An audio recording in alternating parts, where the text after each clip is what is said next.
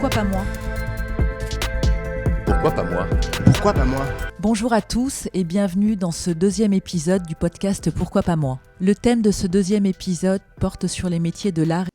Bonjour Antoine, vous êtes producteur de musique classique. Dans un premier temps, pourriez-vous nous parler de votre handicap et ensuite nous dire ce qui a fait que vous vous orientiez sur cette voie de la musique classique ? Alors, j'ai une rétinite pigmentaire, donc un handicap visuel avec un peu étant malvoyant, avoir encore un peu un reste visuel selon le temps et la luminosité. Et étant mélomane et musicien depuis tout petit, quand j'ai découvert cette maladie autour de 15 ans, j'ai décidé de m'orienter plus tard vers un métier autour de la musique. Donc c'était une passion depuis petit, mais qu'est-ce qui a fait au fur et à mesure du temps que vous pensiez à cette passion comme devenant un métier ? Je pense que ça a toujours été là et puis après le handicap visuel étant également présent, en sachant qu'il allait sûrement s'aggraver au fil des années et en réfléchissant à quel métier j'allais pouvoir faire. On était dans les années 90, qui n'était pas encore simple pour les gens qui avaient une rétinite pigmentaire à ce que ça soit compris, connu. On s'est dit avec mes parents qu'il serait bien que je m'oriente vers ma passion, en fait, tout simplement. Quel a été le cursus que vous avez emprunté ? Alors, j'ai eu la chance, par rapport à mon handicap, que ma vue ne se soit vraiment dégradée en ce qui concerne les déplacements, la lecture, l'écriture, à la fin de mes études, en fait, bien après.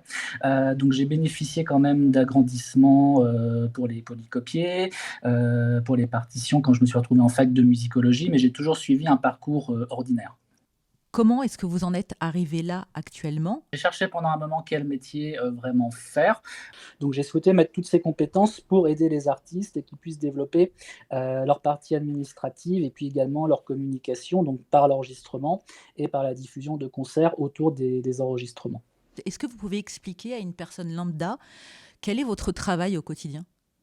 Donc mon rôle de directeur artistique des Belles Écouteuses, alors il est également celui du créateur du label, de trouver des artistes qui vont me plaire, qui jouent des programmes, qui humainement ont l'air d'être de belles rencontres possibles, et donc de leur proposer de développer, parce qu'aujourd'hui c'est très dur de pouvoir trouver un label qui accepte d'enregistrer. Alors il y a l'autoproduction, ce qui est très bien, mais l'autoproduction, les musiciens, ils ont leurs concerts, ils ont leurs cours, ils ont leurs répétitions, ils sont à droite à gauche, donc c'est de leur dire, autour d'un label, on va pouvoir vous enregistrer, vous éditer et puis vous aider à diffuser vos concerts ainsi que votre communication autour de Internet, des réseaux sociaux, de la presse, etc.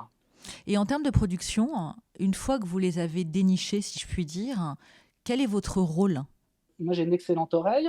Je suis pour l'enregistrement en binôme avec un ingénieur du son qui, lui, garde la partition. Là, c'est là où il reste peut-être un écueil par rapport à mon handicap, c'est que le matériel, même si on parle de musique, est très visuel. C'est souvent maintenant du tactile, donc il faut pouvoir regarder avec des écrans ce que l'on fait. Alors après, je peux aussi le faire à l'oreille, mais c'est plus compliqué. Être un peu au four et au moulin, c'est compliqué. Le but, c'est d'être leur oreille extérieure et surtout leur dire, vous êtes dans la partition, dans ce que vous jouez depuis des mois.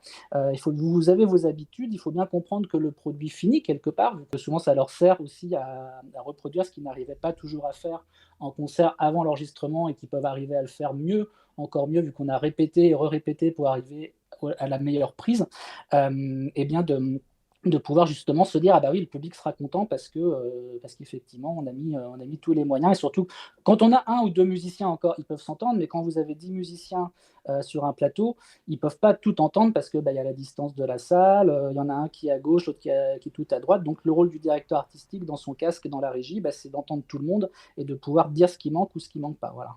Les artistes qui travaillent auprès de vous ont-ils une admiration, allez, je vais quand même dire ce mot. Est-ce qu'il y a une acceptation, une confiance de plus ? Oui et non, j'ai envie de dire qu'il y a les deux cas, c'est-à-dire que, mais le plupart des cas, ça fonctionne bien. C'est-à-dire qu'il y a le premier cas où justement le fait de ne pas pouvoir lire la partition, ça peut les faire tiquer un peu sur le moment ou même au moment de la post-production. Même on a certains artistes avec qui on travaille maintenant depuis 15 ans qui reviennent parce que justement ils ont bien compris qu'ils avaient un petit plus. Est-ce que j'ai pas la partition ? On peut des fois pour se prendre 5 minutes et se poser des questions, des réflexions musicales, musicologiques qui ne s'étaient jamais posées. Et en dehors de votre professionnalisme, quelle est la plus grande satisfaction dans votre métier ? Les rencontres humaines, les rencontres musicales qu'on peut faire, les rencontres auprès du public aussi. Et puis effectivement, c'est vrai que si ça permet de montrer que le handicap est aussi une force et qu'on peut justement trouver des solutions à son handicap, c'est assez important. Après, moi, le plus important pour moi est de me faire plaisir dans ma passion, et le Bien fait de sûr. produire des disques, d'aider des artistes, bah, voilà, c'est ma passion, donc j'en suis. Et c'est vrai que je suis assez fier par contre un peu de mon bébé, des belles écouteuses. Est-ce que vous pouvez nous donner le nom de certains artistes connus? On a eu 2 artistes de l'ensemble intercontemporain en musique contemporaine autour d'un projet qui était pour l'anniversaire de Pierre Boulez. Après, on travaille avec des salles prestigieuses. On a un ensemble des Monts-du-Reuil qui sont en résidence à l'Opéra de Reims. Voilà, on a travaillé, là, c'était uniquement pour leurs archives, avec l'ensemble Academia, qui est un ensemble de musique ancienne assez connu pour les gens qui apprécient. Voilà, on travaille aussi beaucoup avec une association qui s'appelle Jeunes Talents à Paris, qui a, elle, 25 ans et qui a quand même mis, donc le concept, c'est de donner sa chance à des jeunes musiciens, et certains sont devenus de très grands talents, comme les frères Capuçon. On a l'ensemble Marilou, qui est un tout jeune ensemble de musique ancienne, et quand les passionnés regardent leur nom, on dit « Ah oui, je les connais, je les ai entendus dans tel ou tel ensemble ». Si vous deviez donner un conseil à une personne malvoyante ou aveugle qui aimerait faire le même travail que vous, que serait-il? Bah, je pense que ça serait plutôt d'échanger directement avec elle, et plutôt échanger les parcours. Le plus important, c'est surtout d'avoir la chance d'avoir autour de soi une famille, des amis qui encouragent. Mon grand projet, c'est le braille musical. Mais il faut avoir cette force un peu, voilà. C'est vrai que le handicap peut donner parfois une certaine colère, une certaine fatigue. Et ce qui est le plus dur, c'est de la transformer en force et de la transformer en énergie pour justement se développer, et surtout réussir ses passions et ses rêves. Eh ben, vous Les êtes belles, écou- Oui, pardon, les allez-y. belles écouteuses, c'est pas forcément un rêve immense, mais en tout cas, moi, c'est un rêve qui se réalise. Merci beaucoup, Antoine. À bientôt dans Pourquoi pas moi.